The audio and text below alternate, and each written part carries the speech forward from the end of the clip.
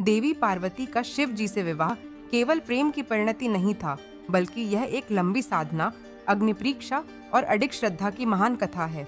यह रहस्यमयी कहानी उस समय की है जब शिव जी समाधि में लीन थे और पार्वती जी ने हिमालय पर वर्षों तक कठोर तपस्या की थी।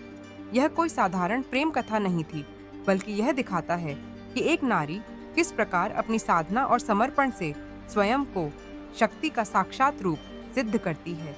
पार्वती जी को जब अपने पूर्व जन्म की स्मृति हुई कि वे ही सती थीं जिन्होंने शिव के अपमान के कारण अपने प्राण त्याग दिए थे, तो उन्होंने निश्चय किया कि इस जन्म में वे फिर से शिव को पति के रूप में प्राप्त करेंगी।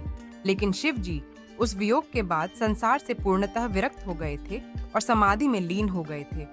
तब पार्वती जी ने अपने पिता हिमवान से अनुमति ली और वन में जाकर कठिन तपस्या प्रारंभ की। उन्होंने वर्षों तक केवल 100 फल, फिर सूखे पत्ते और अंततः बिना अन्न जल के तप किया। उनकी तपस्या से सारा ब्रह्मांड कांप उठा। देवताओं ने भी यह देखा कि यह कोई साधारण स्त्री नहीं, स्वयं शक्ति का रूप है। लेकिन शिव जी समाधि में थे, वे किसी भी सांसारिक बात से अनभिज्जित।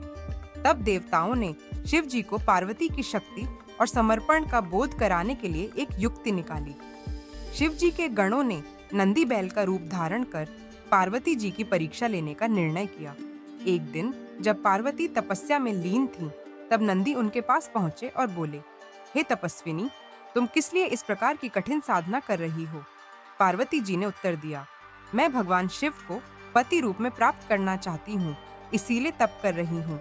इस पर नंदी ने उपहास करते हुए कहा, शिव तो श्मशानवासी हैं, भस्म लपेटते हैं, व्याघ्र चर्म पहनते हैं, सर्पों को आभूषण बनाते हैं। क्या तुम ऐसे व्यक्ति से विवाह करना चाहती हो? तुम सुंदर, कुलीन और तपस्विनी हो, किसी राजकुमार से विवाह करो, शिव तुम्हारे योग्य नहीं। पार्वती जी ने नंदी की बातें सुनी, लेकिन वे तनिक भी विचलित नहीं हुईं। उन्होंने गंभीरता से उत्तर दिया, शिव के स्वरूप को केवल वे ही समझ सकते हैं जो आत्मज्ञान से युक्त हों। वे जितने विरक्त हैं, उतने ही करुणामय हैं। वे केवल योगी नहीं, सृष्टि के आधार हैं। मैं उन्हें ही पति रूप में चाहती हूँ और कोई विकल्प नहीं है। यह सुनकर नंदी को पूर्ण विश्वास हो गया कि पार्वती जी की भक्ति और प्रेम में कोई संदेह नहीं है। यह पूरी घटना शिव जी तक पहुंची और उन्होंने अपनी आंखें खोलीं।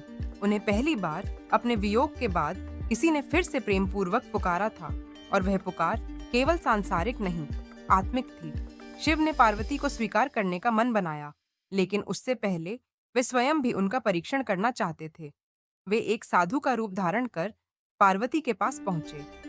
उस साधु ने वही बात दोहराई जो नंदी ने कही थी, शिव तो श्मशान में रहने वाले, भूतों के संग खेलने वाले हैं। तुम क्यों ऐसे सन्यासी को पति बनाना चाहती हो?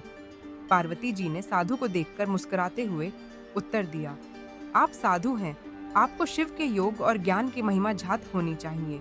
वे भले श्मशान में रहते हैं, लेकिन उनके बिना यह सृष्टि टिक नहीं सकती। मैं उन्हें केवल शरीर से नहीं, आत्मा से चाहती हूँ। उस उत्तर को सुनते ही शिव अपने रूप में प्रकट हो गए।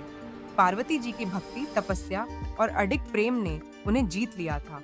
उन्होंने पार्वती को वचन दिया कि वे उन्हें अपनी अर्धांगिनी बनाएंगे। बाद में हिमवान की गुफा में भव्य विवाह संपन्न हुआ, जहाँ सभी देवता, गंधर्व, सिद्ध और अर्षि मुनि उपस्थित हुए।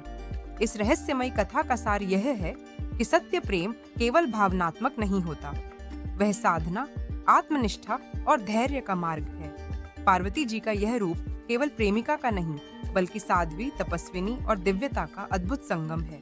उन्होंने यह सिद्ध किया कि नारी केवल सृजन की शक्ति नहीं, बल्कि आत्मा की उच्चतम अवस्था तक पहुंचने वाली योगिनी भी हो सकती है। यह कथा यह भी दिखाती है कि शिव और शक्ति की युति केवल विवाह नहीं, बल्कि चेतना और ऊर्जा का मिलन है। पार्वती के तप से शिव की समाधि टूटी और तभी सृष्टि का संतुलन फिर से स्थापित हुआ। यही कारण है कि आज भी जब किसी स्त्री का समर्पण और शक्ति की बात होती है, तो पार्वती जी का उदाहरण सबसे पहले दिया जाता है।